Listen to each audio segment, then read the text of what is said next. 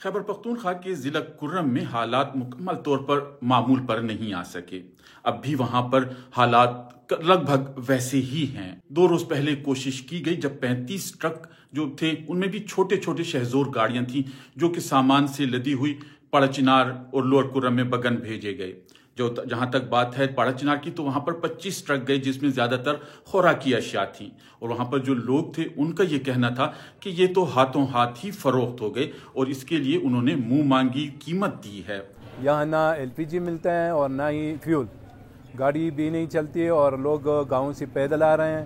20 گاڑیوں سے یہاں دکانوں میں کچھ بھی نہیں ملتا، اور یہاں تقریباً ہم لوگوں کے لیے 400-500 سے کم گاڑیوں کا قافلہ اگر آئے تو اسے کوئی فائدہ نہیں پہنچتا۔ پرسوں جو گاڑی آئی تھی وہ بھی خالی ہو گیا اور لوگوں کو بہت مشکل ہے، اور لوگوں نے وہ جو سامان خریدا وہ بھی بہت مہنگا خریدا، اور حکومت کو چاہیے کہ وہ یہاں سامان لانے کے لیے پوری کوشش کرے۔ دکانیں اب بھی بند ہیں اور وہاں پر صورتحال کچھ یوں ہے کہ جو باقی ضروریات زندگی کی چیزیں ہیں وہ بھی ناپید ہیں۔ میڈیکل سٹورز ہیں وہ ان کا بھی یہ کہنا تھا کہ ان کے پاس بھی مکمل ادویات اب تک نہیں پہنچ سکیں، کیونکہ وہاں پر اب بھی ضرورت ایسی ادویات کی ہیں جو لوگ میڈیکل سٹور سے آ کر خریدتے ہیں۔ شوگر کے پیشنٹ ہیں اور بلڈ پریشر کے، جس میں ادویات نہ ہونے کی برابر ہے۔ بالکل کانوائی میں ایک ہی ٹرک بھی نہیں آیا ہے، بالکل میڈیسن کی کوئی ایک وہ کارٹن بھی نہیں آئی ہے۔ اگرچہ ہسپتالوں میں جو ڈاکٹرز ہیں ان کا کہنا ہے کہ کسی حد تک وہاں پر جو ابھی ایمرجنسی کی صورتحال ہے اب نہیں رہی۔ جو ایکیوٹ ایمرجنسی سچویشنز تھی اب ختم ہو گئی ہیں۔ انشاءاللہ جو ہمارے پاس سٹاک ہے میڈیسن کا اب وہ اتنا ہے کہ پبلک کو انشاءاللہ مل بھی رہا ہے۔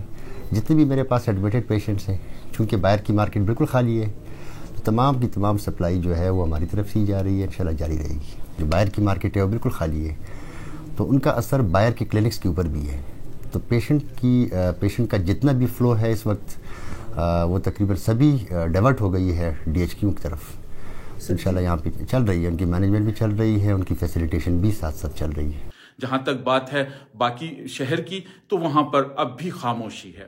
اگر ہم دوسری طرف دیکھیں جو لوور کرم کا علاقہ ہے بگن، وہاں پر مزدوری کے مقام پر لوگ احتجاجی دھرنے میں بیٹھے ہیں، اور ان کا یہ کہنا ہے کہ وہ راستے اس وقت تک نہیں کھولیں گے جب تک کہ ان کے مطالبات مکمل تسلیم نہیں کر لیے جاتے۔